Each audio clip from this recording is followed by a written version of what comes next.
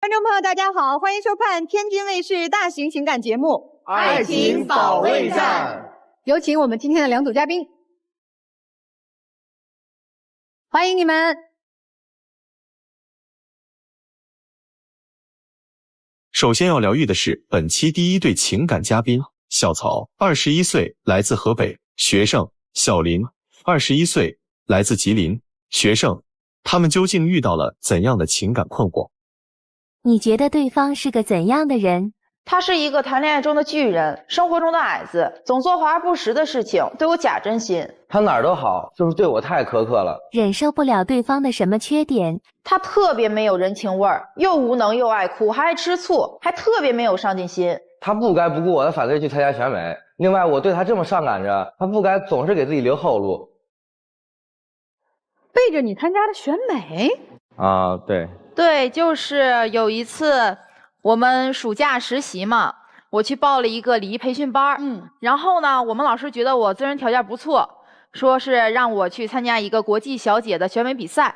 我跟他说了，他不让我去，还跟我吵一架。不是，你不知道我们班同学都怎么说？我们班同学都说那个比赛就是各种潜规则了什么的，就是那种你们班同学怎么说？所以你就觉得我是那样的人吗？又说你那个什么戴金手镯了干什么啊？挣那些钱挣又多，然后就说你后面有大哥他还得了个名次，得什么挺高，反正一共50多个选手，然后一共有7个佳丽，我是在7个佳丽中分数较高的那一个。然后呢，他也不夸我，也不跟他朋友炫耀。哎，有没有参赛的照片？我们夸一夸呀。有的，来看一下。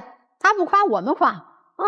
好看。这个就是我当时参赛的照片，这不挺端庄、对呀，我就是觉得的样子吗？不是，但是你看啊，人多嘴杂。那你是怕被说闲话吗？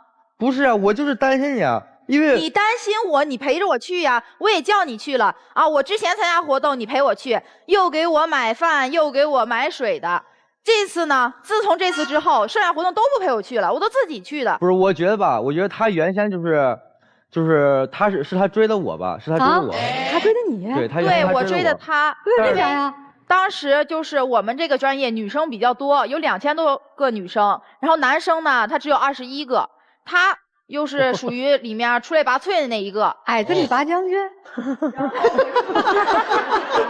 但是确实是他给我表了白了，就是我比较外向嘛，然后当时我就是觉得他挺帅的，然后我就是挺喜欢的，然后我就约他出去看电影，看完电影呢，我又在他手上写，我说我们在一起吧，然后我俩又在一起了。他当时不是他追我吗？就是我当时我也有点那种虚荣心，你知道吗？你想想一个女的过来追着我，当时我感觉就是我比她那个光鲜亮丽了，我比她那个好了。然后但是她参加第1名完以后，现在就是我就暗淡了，就是反正就是说，我就感觉这个爱情就不太完美，就感觉我俩之间感情就是有点瑕疵。特别完美主义。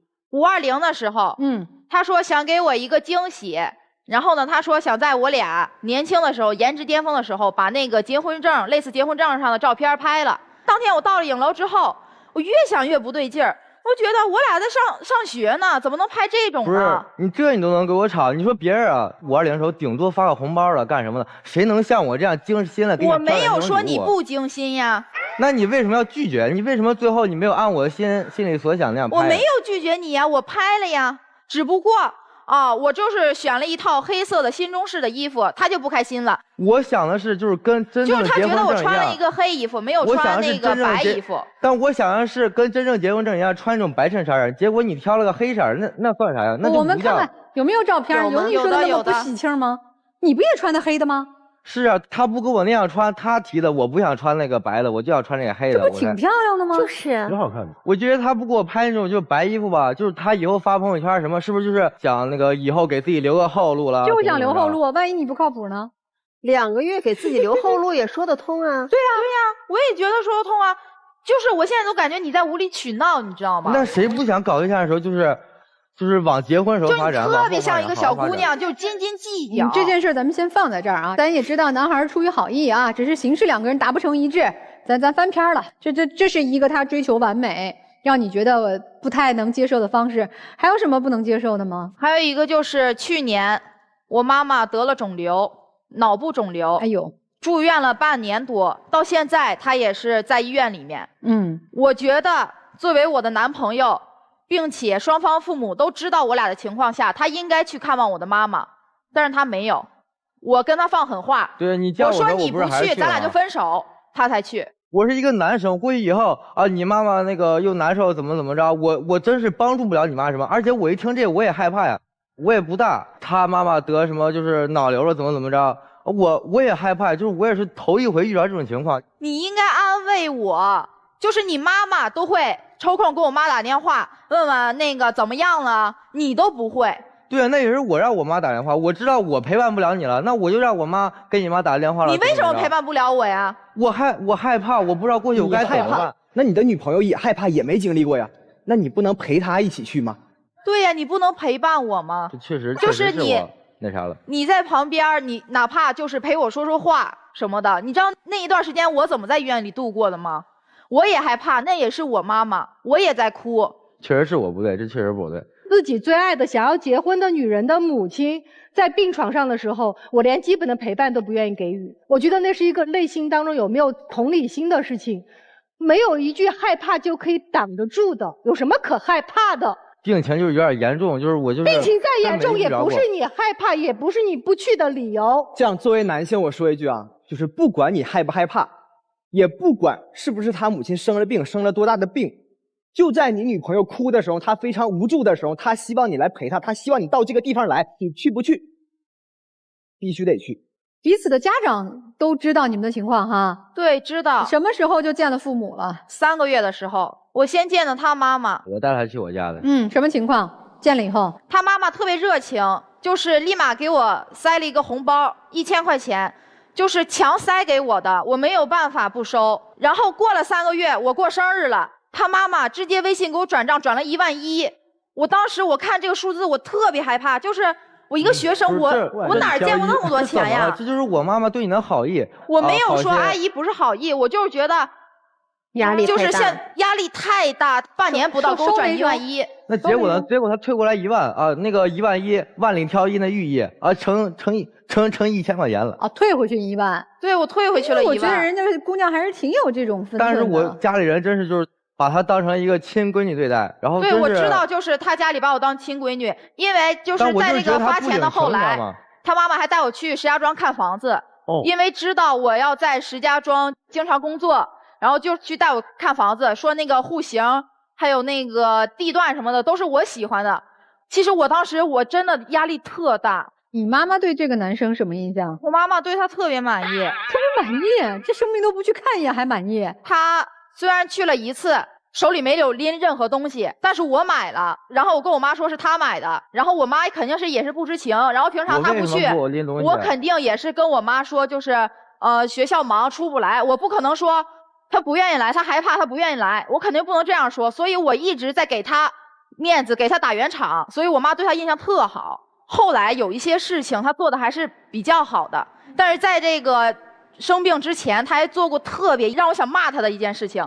我妈妈在生病之前出车祸了，我当时在学校，我哭着给她打电话，我说你在哪儿呢？我打台球呢，怎么了？我说我妈出车祸了，我说我现在要回家，我跟导员请假了，我说我现在得立马走。当时下雨，我打了2个小时车，我还没伞。然后他说，那用我陪你去吗？我说不用了，不用了。然后他就真的没有来。你给我打电话，我是立马也不打台球，在这坐着听你说话，然后给你说话，安慰你啊，说阿姨怎么样，怎么样。对呀，你坐着跟我打了1个小时电话，问啊我去不去，我去不去？对呀，你这1个小时，你就为什么不能挪挪你的屁股呢？不吵了啊，反正也没去啊，然后也没看。你这男朋友除了在大事上，你说的这些事儿，我认为相对来讲，在你们这个年龄是大事儿了哈，什么父母生病啊、车祸啊等等。那小事儿上呢，你们小情侣日常生活的细节，你满意吗？不满意。他有时候特双标，就是他爱吃醋。有一天，我初中同学给我表白，你说又不是我跟我初中同学表白呢，他看见了，跟我吵一架。还有就是平常。我就是现在做这个模特礼什么的，就会有一些店家去找我探店，那些店家呢就会跟我合拍一个照片啥的，他也生气，吃醋是吧？双标是怎么回事？他自己都管不好他自己，怎么了？他过来管我，他怎么了？他有一次和他哥们儿就俩人吃饭去，我给他打电话也不接，发短信也不回，我当时女人第6感，我就觉得肯定有点事儿瞒着我呢。然后呢，第二天我打电话，我就套他哥们儿话，我说你们昨天干嘛去了？我说他什么都跟我说了，然后他说啊，就是那个昨天我女朋友放假过来了，然后我女朋友带着她闺蜜，我们4个人出去玩去了。我去找他们的时候，我也不知道她闺蜜在，那怎么着？我去看着她，我看着她闺蜜在，为什么不接电话？为什么不？我看着她闺蜜在，我扭头就走。你为什么不接电话？她闺蜜在，那你给我发个信息，你说你哥们儿女朋友的闺蜜在，你说我离她远远的坐呢，你说个这也行啊？不是我怕我告诉完你以后，不回信息，不接电话，一晚上没回家，4个人打游戏开黑通宵了，睡在一张床上。他家是一个榻榻米，然后我睡最边上，然后我哥们儿睡这儿，然后他俩搁这儿。行了啊，别解释了啊！跟他提分手了吗？对，我跟他提分手了，但是就是我这个人心特别软，他过来找我，他左边抱着一束花，右边抱着一束花，然后过来了，哗，眼泪一流，得了，我心软了。谁流花泪？他特爱哭。我俩有一次在商场里面逛街呢。我新买了一个衣服，挺贵的，然后个小孩，高中生，背着个书包，也不知道那小孩咋的了，就是拿那个书包就这样咔咔来回甩我那个脸上、衣服上，全是墨水，是不是得干洗？家长就说啊，报警吧。我说啊，那报警吧。然后警察来了，让我们去警局。到了警车那儿，一共有5个位置，2个警察站2个，然后呢，一个小孩他家长，然后还有一个位置，人说那个当事人去。他就说让我先过去，他随后就到。对，我要是能去，我不就赔你了吗？事情都处理完了，赔偿款我也拿到了，他才到。特离谱的就是那个商场距离那个警局6公里，他走着过去的。如果他真觉得想帮我解决点事情，他早就打车过去了。他走过去，我当时就觉得他特怂，然后我就出门就这样，他那个眼神特傻，就这样看着我，我就气不打一处来，我就骂他几句。咔嚓哭了，跟我。知道我当时为什么哭吗？你说，就是他有点小毛病，他那个呼吸就是有点小毛病，他就是一哭他又好哭，他一哭他就是会喘不上来气儿，就是会特别难受。然后我想着我要是先哭了，然后他每次看见我先哭啊，他就咯咯在那乐。他的意思就是他用魔法打败我这魔法。我就是想着说我哭完以后，我哭我也是对你好。这什么逻辑？还有一次他不难受了，我就是开心。还有一次咋了？还有一次他哭。就我俩正骑那电车呢，寻思晚上出去兜兜风。我本来我车技就不咋地，他呢坐后座就搁那挠我，这可倒好，我一个没整稳，我就躺在绿化带里了，我俩腿磕的，这还有个疤呢。然后呢，我俩去医院包扎完了，回家了，我一照镜子，我看我那脑袋顶上顶了2片大树叶子。不是你顶树叶子怎么了？他这都能给我着急，你知道吗？他当时还笑我，他说你这树叶顶一路了。我当时我本来我就摔了，他搁着我才摔的。你说我疼着啊，然后他还这样。我说那你为啥当时不告诉我？他说我当时我觉得挺搞笑的，就顶着树叶呗。我说啊，那你就不在乎我面子，那路人都把我笑话完了。我感觉这并没有啥，你看这个电视剧里。对呀，我也没骂他，我就正常跟他说话，然后哭了。你俩都是学生是吧？嗯。你学生咱聊点学习呀，什么将来工作的事儿行不行？你让我们做家长的听着稍微舒点心。这现在孩子咋了呢？这啊，顶2片树叶子就不行了。说到这儿了，他特没有上进心。就是他没有上进心到什么程度？我在学校，我平常特努力，我拿着国家奖学金，3好学生，然后我平常又会兼职礼仪模特，我也挣着小钱儿。我要干得好了，我1个月小1万块钱。哟，那真不错啊。对呀，然后就是1个星期还会抽3天时间，我去练那个普拉提。他呢，他可倒好，每天睡觉睡到下午起来第一件事睁眼打台球去，就那个作息啊，颠倒过来跟正常人不一样。不是，那台球本来就是我的爱好啊。哎，姑娘，你刚才说了他这么多这那，我们听着也确实差强人意。那你咋还不跟他分开呢？他在谈恋爱中。他是没有问题的，但是他在生活中，我觉得是有很大问题的。所以，我又是一个恋爱脑，我就觉得说开了就过去了。我这人说话也快，我每次我俩夸夸说完了，我都不记得了。可能下一次吵架的时候，嘚儿想起来了，想起来之后可能还会吵。但是即使这样，我俩也谈了1年多。因为我觉得我们这份就是爱情，就是到现在已经挺不容易了。你说天天搁这个吵，搁那个吵，搁这个吵，搁那没什么意义。然后我感觉到现在就是撑了1年多了，以后也想往好处发展，就特别不容易。然后就真不想分手。每次他一提啊，我就在底下求他怎么着？就你俩并不想分手，那来是干啥的？就是想解决一下问题，就是我想让他上进一点。他觉得我现在这个岁数不应该努力，对，我就是大把青春应该去玩。这么年轻，就觉得我上班干什么？就是觉得青春应该去玩，他觉得我应该玩，但是我家这种情况不允许我玩。哎，我们问问这个叔叔阿姨吧，这俩孩子可咋整啊？首先呢，我能感觉到他们一对小年轻是真心喜欢的，互相，所以才对对方寄予了很多的这个希望跟情绪。然后呢，我也能感觉到小姑娘很优秀，思想方面啥的，为人处事上面做的也很好。但是相对来说，这个小帅哥呢，就是这方面弱了一点儿，就是也是人生经历还没有很丰富，是吧？所以其实小美女就是希望你成熟一点儿，更懂他一点儿。其实他们两个的年龄应该跟我儿子差不多的，我儿子也是在上大学，也是这个年龄。我在这个小伙子身上就看到了他这份单纯。哎呀，可能是家庭条件也比较好，是吧？他对这个赚钱方面也没有太大的这个欲望。我问个问题，这是你闺女儿，亲闺女儿，你会愿意她继续跟这个男生谈恋爱吗？不希望。所以如果她是您闺女儿的话，您不希望她就跟男孩在一起谈恋爱？为什么呢？还是男孩不像女孩优秀。那这是实话，就是如果是闺女儿的妈，一般都会这么想哈。那老师对于这对年轻的小情侣有什么建议呢？姑娘，走了吧。不适合你的恋爱就不要谈。爱是的确爱过，但是男孩的爱是玩世不恭的，而女孩的爱是艰辛且痛苦的。我觉得好的爱情一定是更在乎这个人，在乎的是我爱的这个人他能不能得到安全和保护。但是你没有得到，你在警察局的时候他没有陪，你妈妈生病了他没有陪，他更在乎的就是我说的玩世不恭的爱情嘛。我今天想玩了，所以我好好玩就行了。生命是拿来干嘛的？肆意浪费的，责任不需要。所以他要的爱就是陪他玩的人，而并不是一个真正的要跟他共同扛事儿的人。也许你的家庭条件很好，但是男孩，你想象一个场景，今天你妈妈突然生病了，当然我不希望你妈妈生病，但是如果你妈妈今天突然生病了，请问你还能站在舞台上特别自豪地说，我害怕呀，妈妈对不起，我怕，所以我不能给你买东西，所以我不能到医院，因为我怕呀，妈妈。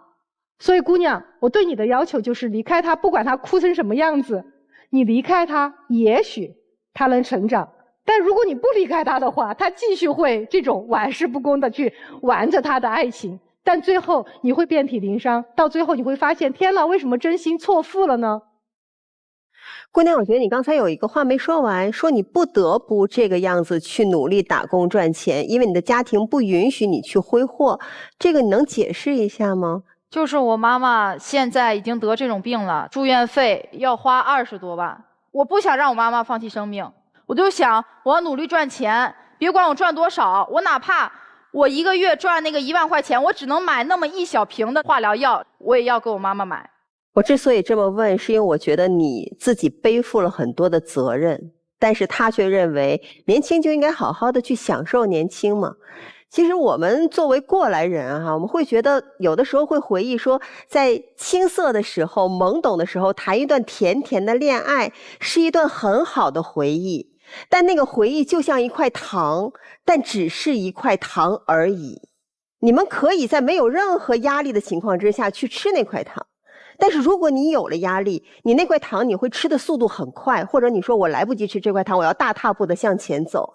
今天你们两个人产生的这种关系与矛盾，其实更像是一场共谋，就是你已经把自己推向了一个大女人的角色，我要去承担，我要去改变，我要有使命，我要为这个家庭有背负。但是也正是因为你的这个做派不仅仅是在为你的家庭负责，你也泛化到和他的之间的这个关系里，所以他对你的这种感觉更像是一种依赖。不是说你们两个人谁不好，本质上都是好孩子，但是你们的成长不同步，他追不上你，更不可能超过你。所以在这种情况之下，你要慎重的去考虑，不是说你要去改变他，是不是你能不能把他推到你前面去，让他引领着你往前走，你有信心吗？我觉得作为过来人，我们都认为他需要时间。这个时间，我觉得5年都叫打底。你能等他多久？所以我们就找和自己这个年龄和自己心里需要匹配得上的爱情，才是对你们2个人最好的祝福。女生，也别觉得舍不得，你的爱情的背后的逻辑其实是喜欢他的、爱他的，是你自己心里那部分还想成为小宝宝的那一部分。因为你早就没有机会像他一样撒娇任性，妈妈给钱不管不顾，我不长大我就挥霍，你早就不可以了。你其实挺羡慕他的，啥都不用想，只要说害怕就可以跑，啥责任都不用负，不需要成长，妈妈在后边给拖着。他是生活在童话世界里的，那是你向往的。你俩的恋爱逻辑就是这样的，你其实不是爱着他，你是爱着这种随便怎么样肆意的活着。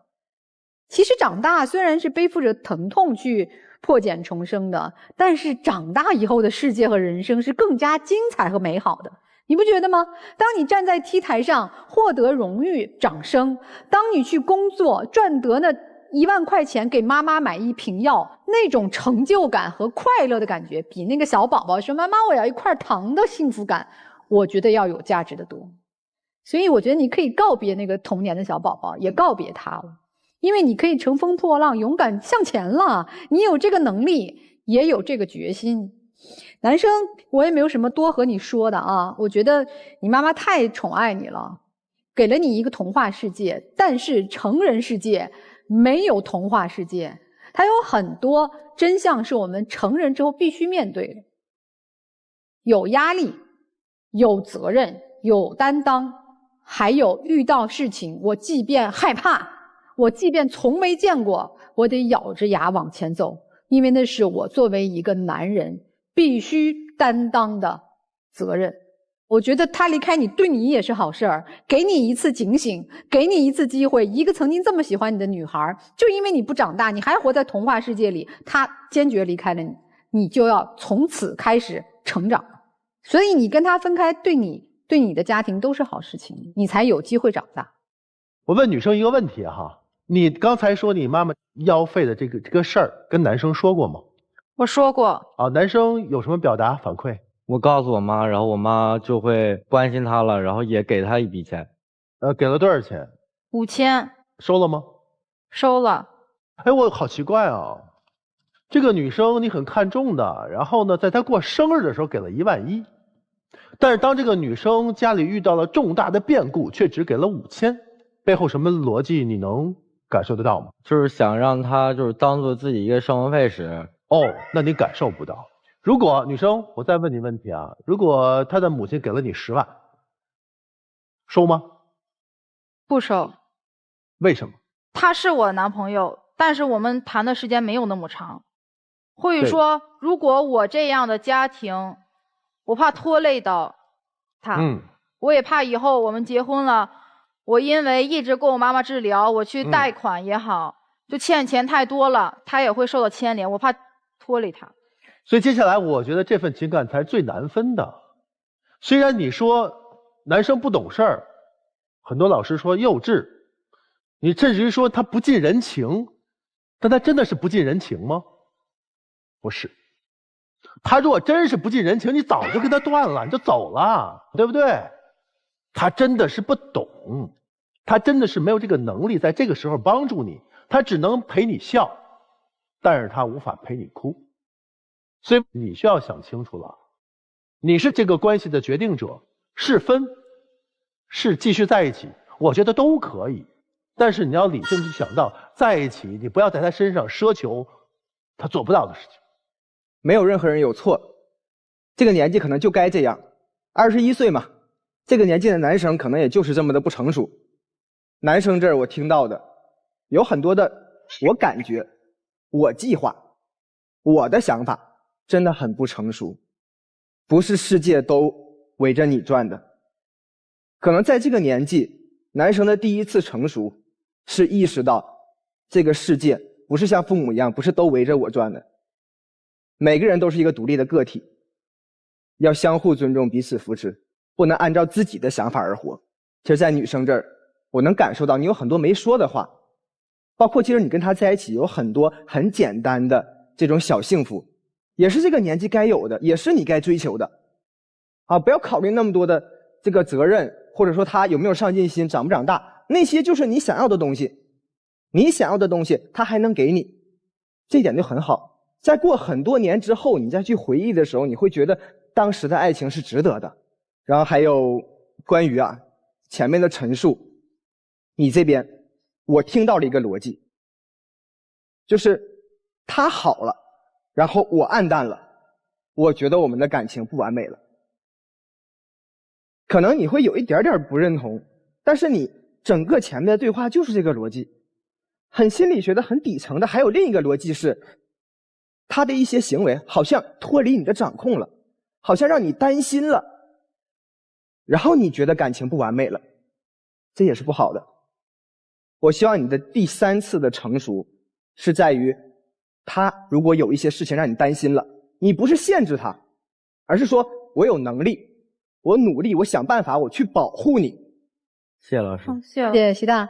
如果电视机的观众朋友也想找西大来解决情感问题的话，有一个非常简单的方法就可以找到他。您搜索我们微信公众号西大然后呢，您可以回复爱情保卫战5个字，就会得到我们粉丝的专享礼，为您的爱情来保驾护航。好，那我们也请小情侣下来休息一下听听这个年长的这一对情侣他们的情况。来，本期第2对情感嘉宾何先生，47岁，来自河北；司机肖女士，45岁，来自河北。个体，那么他们又遇到了怎样的情感困惑？你俩的感情遇到什么问题了？我俩都是离异的，他现在想和我再婚，我总感觉他总算计我，目的不纯，还总装傻充愣。我俩都订婚了，他想回约，我把我的心思全放他身上了，但他不领情，认为我图他钱。你们来节目的目的是什么？我求助来了，因为我很迷茫，不知道该怎么办了，希望老师帮我拿主意。我很珍惜这段感情，但是他现在的态度让我心里没底，我想把话说开了，问题解决就好了。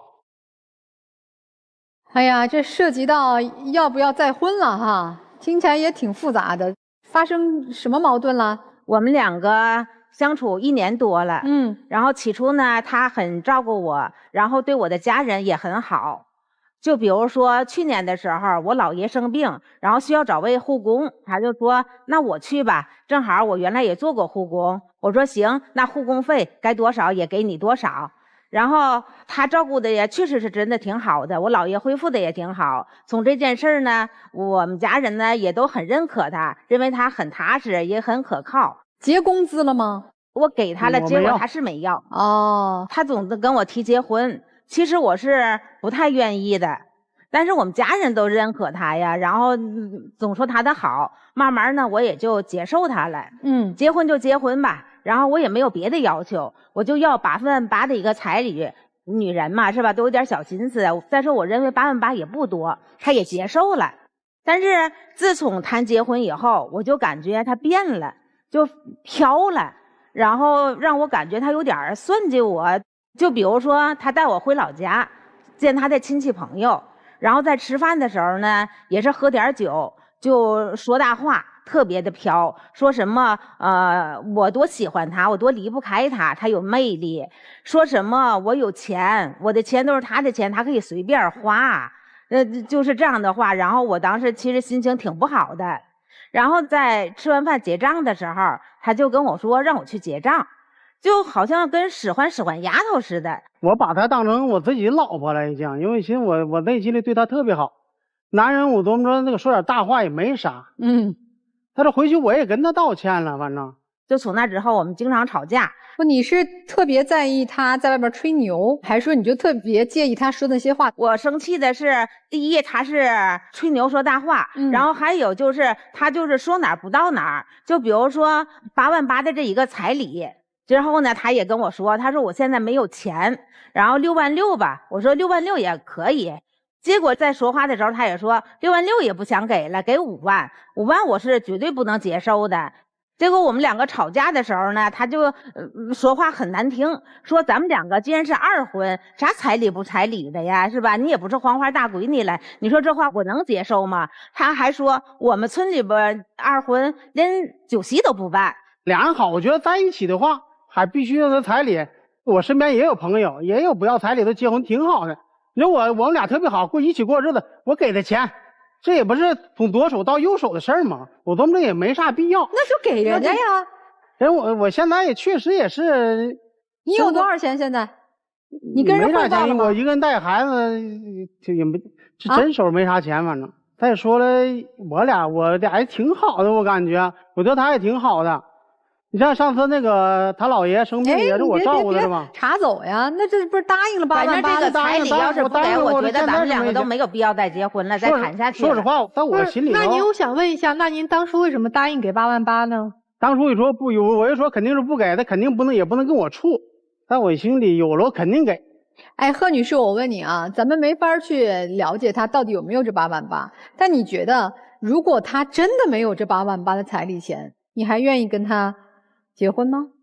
其实呢，他确实是也挺照顾我的，没有8万8，我也可以跟他相处下去。那你的点在哪儿呢？就怎么这么气急败坏说你要不给我，我就不跟你过了？听我说啊，我给孩子留了2套房，他说房子撂着也是撂着，是吧？要不然就租出去吧。我说行，但是我也没有时间管这些事儿。他说他表弟离婚了，要不然就租给他表弟吧。我也没有多想，我说行，都是亲戚，我说那就便宜几百块钱租给他就行了。结果呢，住了3个多月了，我也没有见到租金，我就给他表弟打电话。然后他表弟说，我哥当初是这么跟我说的，说啥租金不租金的，都是一家人的，你住着吧，等着啥时候有钱，啥时候富裕的时候你再说。他是这么跟人家说的。你说我生气吗？提这事我来生气，知道吗？我说好了吧，他非得给我表弟打电话说这事儿。不是你生啥气呀？我没听懂。我都没面子，我跟我表弟说了，你先住着去就行了，也不用跟他提。完了我做主就行了。他非得要提，你能做了主吗？人家的房子呀，是人家房子，我们俩不处吗？现在马上就成为一家人了吗？处就是你的呀，你就结了婚，那也是人家婚前财产。我的房子肯定是给他，这说是我怎么回事呢？我表弟他刚离婚呢，净身出户，等一段时间，他那个工作刚稳定。我感觉他们起初就根本都没想给过我这个租金。我感觉他想太多了，要是钱肯定他就是没想过给你租金，你怎么办呢？对，现在我是让他。住也不是住，我不开心。结果你要不住的话，也不好意思，都是一个亲戚的，是吧？也轰不出去。你嘴上挺硬的，你说不给我这8万8彩礼，这婚就不结了，不过了。你纸老虎，来，先生，你自己有房子吗？我有房子啊。那你把你房子给你表弟住？我家里有我老人也在跟我们一起住。再说了，我表弟啊是离着这个工作比较近一点。他说房子也是闲着。好，你不再扯这事儿了啊，那是你表弟的事儿，和人家没关系。是没关系。那现在女士还有自己的房子是吧？对，我有3套房子。对，给孩子留了2套，我自己住1套。结果这个房子他也在算计，他说他这边照顾他老爸，然后还要过来照顾我，然后他也是2头跑，太辛苦了。他说让我搬过去跟他一起住，然后呢，在他不在家的时候，让我帮他照顾他老爸，洗衣服、做饭啥的。因为他工作忙，我平时呢开个网约车啥的，都是我在去照顾他。他忙的时候，我给他做饭、收拾家务啥的，甚至有的时候，他不在家的时候，我把做好的饭再给他端过去。其实我对他是无微不至的。我的啥意思呢？他的房子他挺多的是吧？还有1套是吧？闲余的，他如果搬过来，跟我们这一起住，他省下1套了，还能租出去，还得一份钱，也都是收入，对不对啊？我也是为他着想，搬过来之后，我想能够更好的去照顾他，我也舍2头跑。他如果他在家的时候，做饭的时候帮我父亲带出一口来，这也可以，只是方便照顾。我肯定是一心一意的去照顾他，反正我就这么意思吧。反正啥事儿我跟他提了，他愿不愿意是他的事儿。好，那这事儿也就反正又尬在这儿了，解决不了呗。他对钱很认真，他不愿意出钱。就前些日子我儿子想买一部手机，我就跟他一起去看手机。其实我是看到一个5000多的一个手机，他呢当时就跟我说，他说，尽量别培养孩子这个奢侈浪费的这么一个生活习惯。然后呢说这个让孩子得知道我赚钱也不容易。当时我也没有多想，我说也对是吧？让孩子别有这种想法。结果呢，8月15过节的时候，他儿子回家，我就看到了他儿子在用着一部现在最新款7000多的一部手机。当时我就很不开心。那当时你给你孩子买了多少钱？买了2000多的一个手机。你儿子的这个手机是他自己买的还是你给买的？他给买的。意思就是对儿子可以花钱，然后对于你俩的关系上，就是你该出力出力，他该出钱出钱。对对对。他儿子也不是我儿子，他儿子不是我儿子，不是他正因为不是我亲儿子，我在我的本身来说啊，我在作为男朋友，作为将来孩子的后爹，我应该对他的儿子更应该严格。正因为他的儿子不是你的亲儿子，比较好嘛，应该严格苛刻。儿子大手大脚惯了，如果没有一个厉害的家长去管，我怕将来孩子步入社会，这控制不了。将来我对2个孩子肯定是会一视同仁的。您听到了吗？他要一视同仁，就你儿子结婚，你给多少这个房啊车也得，他儿子也得有，就是等于他要拿出很多钱来贴给你的儿子，你是要这样是吧？也不能说贴嘛，一家人分得那么清楚嘛。大哥，我问一句，如果你们结婚之前做一个财产公证的话，你能接受吗？有点不能接受吧。还有什么别的问题吗？有。就是我现在不是做个体户嘛，自己送货什么的，确实也挺辛苦挺累的。他现在开网约车也挣不了多少钱是吧？不如呢就跟我一起干，然后呢我每个月给他开4000块钱是吧？油给他加，然后给他上保险，闲余时间呢他还能拉散脚，肯定比他干网约车要赚得多。结果呢他让我给他买车，我肯定是不愿意的是吧？我说那你就把你的车卖了，然后你再贷点款买个面包车跟我干就行了。我哪有钱买车呀，对不对呀？我提出要求他不愿意。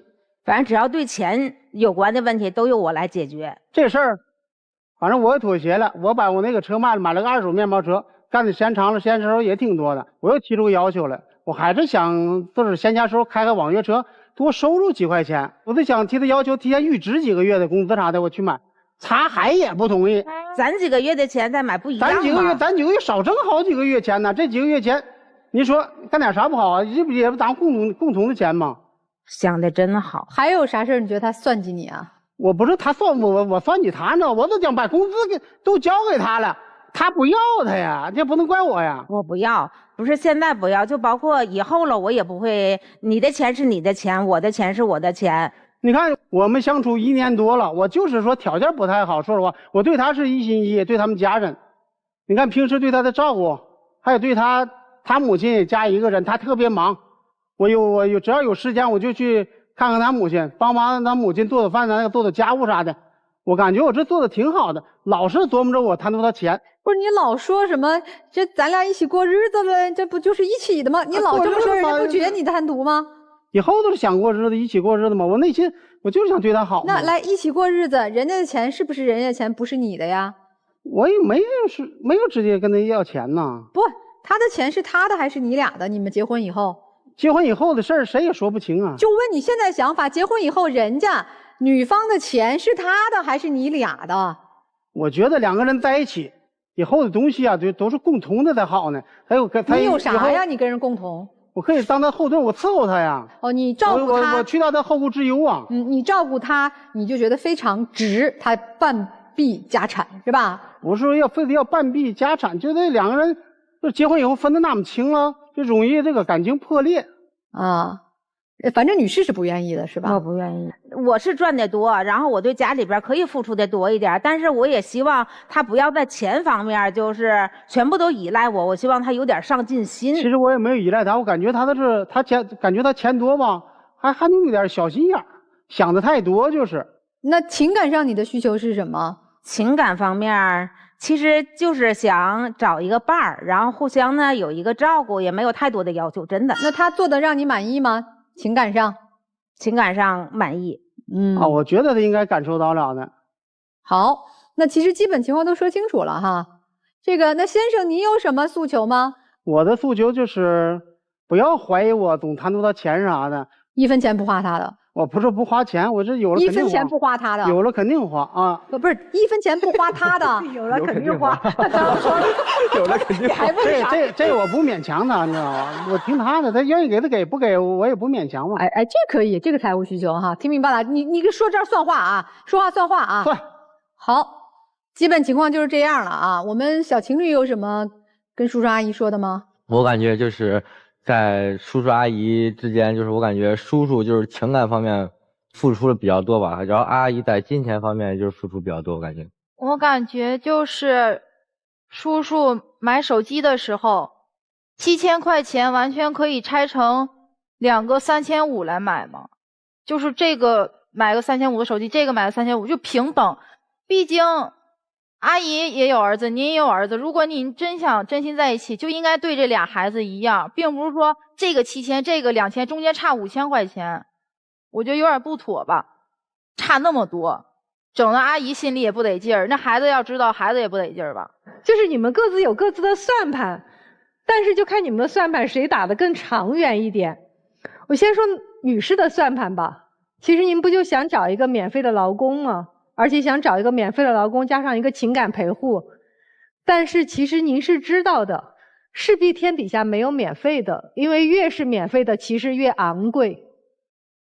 从他第一次开始说我尽心尽力照顾你家老人，且我不要赔付费开始，他就已经告诉给你了，我要更多的。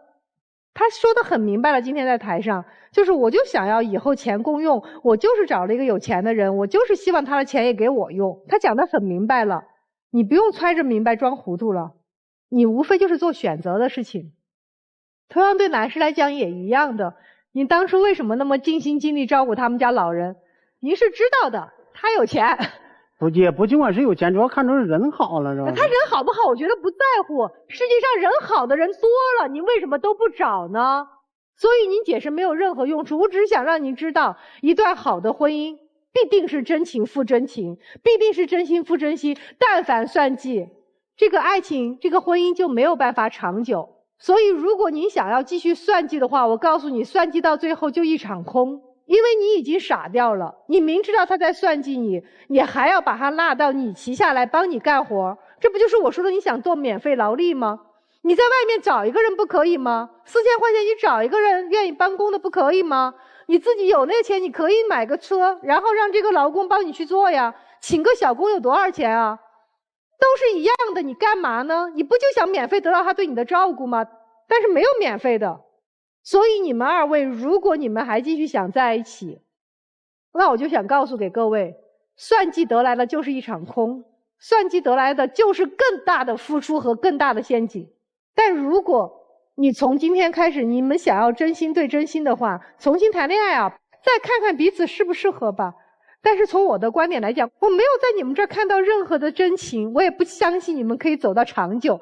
如果有一天你没钱了，他就是不会跟你长久的。我问大哥一个问题吧，你一直在不停地强调我是真心待他，什么叫真心呢？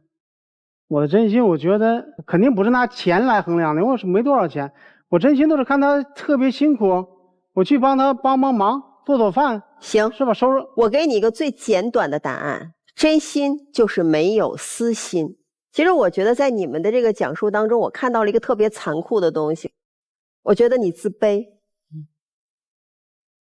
因为你的条件不好，所以其实你在对待他的这件事情上，你唯一能够拿得出来的，就是你体力上和精力上的这份操劳和付出。我付出，我愿意。对，你认为你的这份付出，我愿意体力付出。但是我们又要一个比较匹配的婚姻，怎么办？你把你的付出当成了交换。我也再说一件事情，就是他在这一刻表现出来的这份付出，表现出来这个自卑，他的表现形式是控制你。让你受到他的影响，不是说你不好啊，因为只有控制了你的时候，他才会找到这种般配感。所以其实你刚才说在感情上是满足的，我对这个话画了一个问号，因为最开始你是不想找的，所以你究竟需要一段感情到底有多需要？你对一段饱满的感情到底你的打分标准是什么？你是就是找一个伴儿，还是要找一个真心可以托付共度一生共度余生的爱人？所以你的那个标准也有问题。那摆在面前的路很简单，其实就摆在女士这一边哈。如果你非常爱，那你可以包容，接受他所有在这一刻跟你提出来的条件。如果你没有那么爱，你就不用刻意在这一刻去强调他有没有算计你，因为你随时都可以转身走开，不是证明他不好，我只是说明你们两个人在这一刻，你们在这一段关系当中去交换的东西，它是不匹配的。我这个还原一下你们其实两个人的本来面貌哈。这个女士啊，她不是个坏人，或者是斤斤计较跟你算那仨瓜俩枣钱的人，她不是。所以她一开始能大大咧咧就让你去处理房子吧，她是信任你的。这大姐这个失误也不叫失误吧哈，就做的不够好的是什么呢？你想太少了。你俩在一起，你也别天真的幻想他就是爱你这个人。咱这把年纪了，你要没钱他能对你这么好吗？但这也不能因为你有钱他对你好就说他是个坏人，就计较你那钱，就算计你，也不见得。他是一个综合的，我爱你这个人，因为你漂亮、富态，因为你经济条件好、慷慨，因为你信任我，因为你对我忠诚等等。但你想的太少了，毕竟你的条件比他好，毕竟你俩在财务上不匹配，你就得思考好这种不对等的关系你要做怎样的处理。你给他开放的权限有多少？我认为让他租房权限超了。你俩还没结婚呢，就算结了婚，你也应该把这些大事儿，你自己财产的事儿自己捋清楚，至少控制权在你手里，执行权可以是他。所以你想太少了呀。但是在对他的人性的不好上，你又想太多了。他一定就那么恶劣，就是图谋你的钱吗？不见得，大姐，你也别说话老是那么难听，说他就是算计我。这先生，我还原一下你啊，你把话说得太早了。你真的踏踏实实跟他过，照顾他，照顾他的家人，忠心耿耿，然后提供情绪价值。我告诉你，你过10年20年，他还真的什么都相信你，什么都给你。你说你们才相处1年，你就说房子租了我替你做主，凭啥嘛？你们还没结婚呢，你就说那结了婚以后咱俩的都是一起的呀？谁能接受这观点？人家40多年辛辛苦苦打拼的，帮中间出来一男的，怎么我的就成了他的了？你给人做什么了？就照顾人家1年，你就要拿那么多东西啊？说太早了，想太早了。好好爱他，好好照顾他，相互陪伴，是你的终归是你的。我觉得是这样啊，就是你们之间没有阴谋，全是阳谋，特别好。为什么刚才严老师说了2个点我特别认可？一个是大姐其实不是看重这给他花点钱，对不对？不是，只是不想说拿我钱外头去张扬，就去对显摆自己了，对，我是吧？不喜欢。是的。大哥呢，真是挺忠厚老实的。大哥没有城府，大哥全都在脸上。我不好意思，我插一句问一下，你这么辛劳是因为自己带孩子吗？对，自己带孩子，30岁的时候我们都离婚了。就是不容易啊，大哥好不容易这个遇到的姻缘是吧？我觉得大哥不错，有些事儿我觉得各位有点那个太重了。为什么呢？自己儿子就从来没给花个大钱，然后自己觉得哇，我找到了一个特别好的一个姻缘，然后呢，我终于可以有花钱的底气了，所以呢，我给自己儿子买了7000块钱的手机，我自己的钱怎么了？但是他教育大姐的孩子，那是他的生活。7000不是大哥的生活，而那2000其实是大哥的生活态度。说孩子不应该花那么多钱，他没有其实一碗水不端平，他真是挺心疼孩子的，一直拘着自己，终于现在可以释放了，不容易，没有什么过多的想法，是吧？是。所以说大哥该说的、该表达的全都做出来了，也都说出来了。大姐，他没别的心了。我平时嘴笨一点，但是其实是你都在脸上了，他没有心眼儿，他不会像某些人去欺骗您，去故意表演给您看，他总是在说他自己的那点想法，很真实。我觉得不应该错过这么一个好人。这个年纪了，也别谈太多喜欢，更核心的需求是互补，一个图条件，一个图踏实。当然图条件我也不否认这个，也不是坏事。就像严老师说的，那谁不想娶个媳妇儿对我又好又好看，条件又好的，对吧？也都希望，这也没有什么谁对谁错。然后大哥呢，其实做的也确实不错，很真实，然后也是真的在付出很多的细节，我相信有说的有没说的啊，女方这人感受到了，确实很多还是很到位的。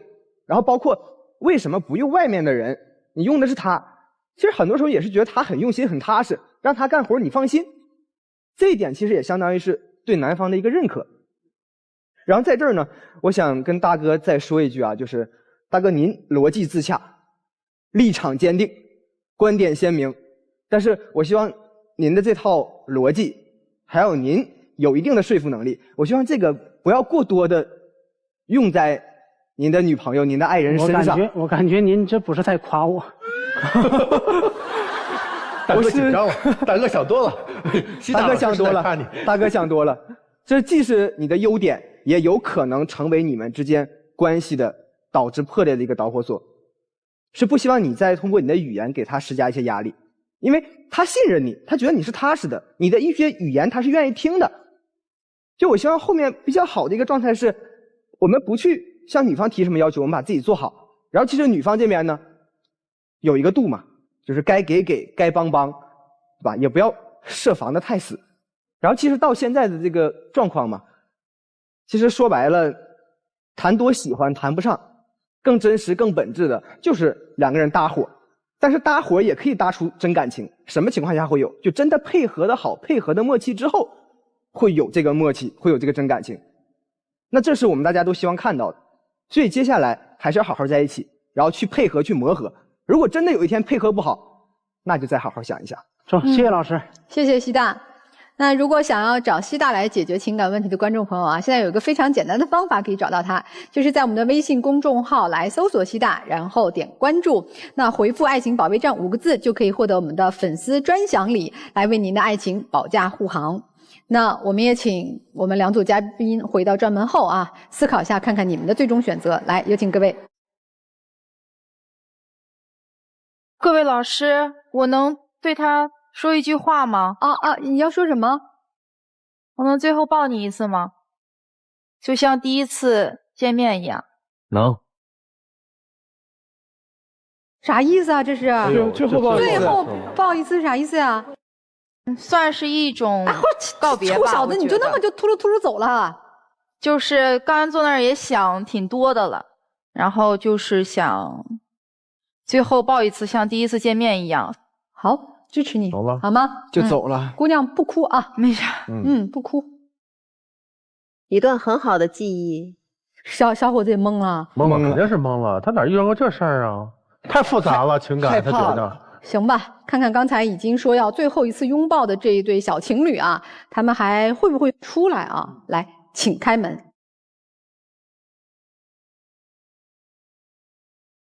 啊，这不是出来了吗？哇，这啥意思呀？我都被小情侣搞凌乱了。那肯定是男生又动了什么杀手锏。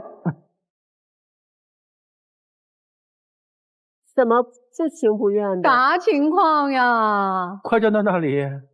女生这不是最后一次拥抱了吗？刚才他抱我嘛，然后我不是扭头，因为我是有点就是绷不住了，然后我强忍着我又回去，然后我在底下我刚才也想好多，我说感觉就是确实我是做的是不对，以后我感觉我能改变，就是我不服气我们这段感情，我不想把它结束，你知道吗？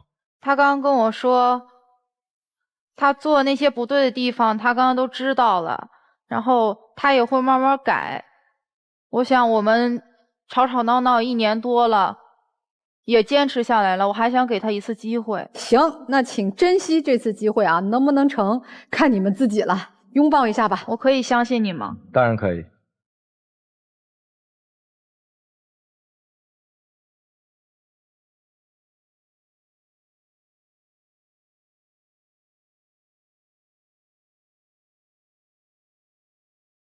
无论怎样，既然选择了再珍惜一次机会，我们就好好去努力一把，好吧？好，燃烧你们的青春吧！再见，谢谢老师。谢谢老师。来看看我们这对情侣啊，他们的选择又是怎样的呢？我觉得他们应该能出来。也会出来是吗？他们也会出来吗？我觉得我不敢说。行吧，这就是悬念吧。来，请开门。完了，结果他俩走了。我希望他们出来。为啥？真走了？我喜欢那大哥。大姐没有那么爱大哥。不是，咱以为那小情侣不出来了，这对我认为他们就是不该出来。年轻还有试错的资格。可是那位，哎呀，要叫兄弟哈，真是挺。大哥是个好人，是个好人，但是大姐没那么爱他。但真的希望他们出来。我真其实还可以再磨合磨合。哎，这个人生路都是自己选择的，人生的言语和行为也是过往的积淀。那可能缘分也没到，可能做的也不够好。那说到根儿上，可能还没有那么爱。希望我们大家都拥有真心的、真诚的、真正的爱。好了，感谢我们5位老师的分享，也感谢观众朋友的收看。我们下次爱情保卫战再见。